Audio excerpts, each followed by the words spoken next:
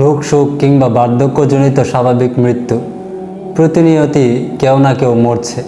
তারপরও মানুষের মধ্যে মৃত্যু নিয়ে কোনো ভাবনা নেই মৃত্যুর পরের জীবন নিয়ে ভাবনা। অথচ আল্লাহ তাআলা কোরআনুল কারিমে মৃত্যুর পরের জীবন নিয়ে দিয়েছেন চমৎকার বর্ণনা।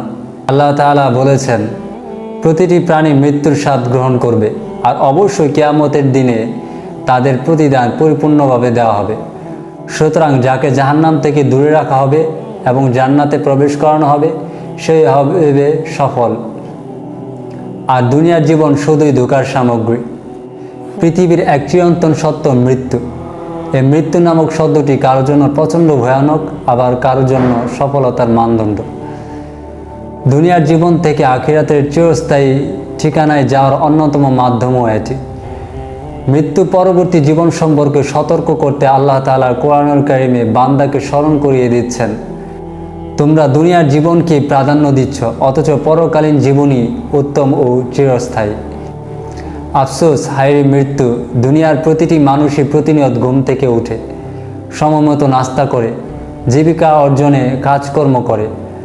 আবার যারা আল্লাহর অনুগত বান্দা, তারা সময় মতো নামাজ আদায় করে, দিনের সব কাজই রুটিন মাফিক করার চেষ্টা করে, তারপর দিন শেষে ঘুমিয়ে পড়ে। বাস্তব জীবন ও কর্ম এমন হলেও আফসোসের বিষয় হলো, বেশিরভাগ মানুষই মৃত্যুর কথা ভুলেই থাকে।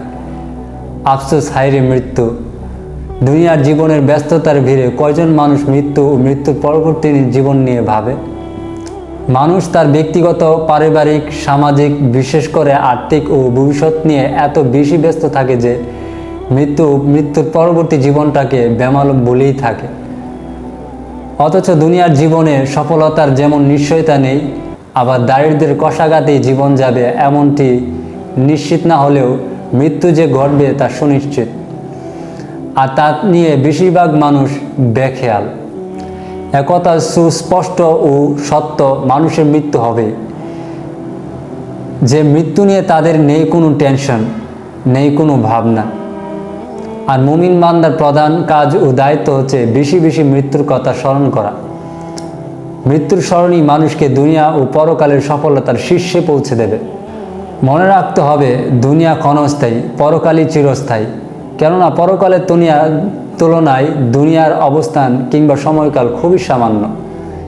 এই বিষয়টি নিয়ে রাসূল সাল্লাল্লাহু আলাইহি ওয়াসাল্লাম হাদিসে স্পষ্ট বর্ণনা দিয়েছেন।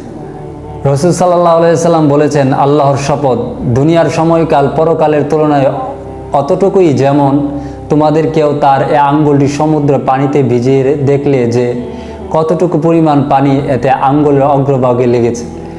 সুতরাং মানুষের উচিত জীবনের প্রতিটি কাজে মৃত্যুকে বেশি বেশি স্মরণ করা।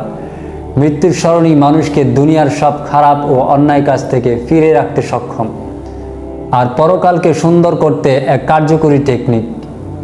আর তাদের সাফল্য মণ্ডিত হবে মানুষের মৃত্যুর পরের জীবন। আল্লাহ তাআলা মানুষকে মৃত্যুর পরের জীবন নিয়ে ভাবনার তৌফিক দান করুন। দুনিয়ার কল্যাণ ও পরকালের সফলতা দান করুন। আমিন।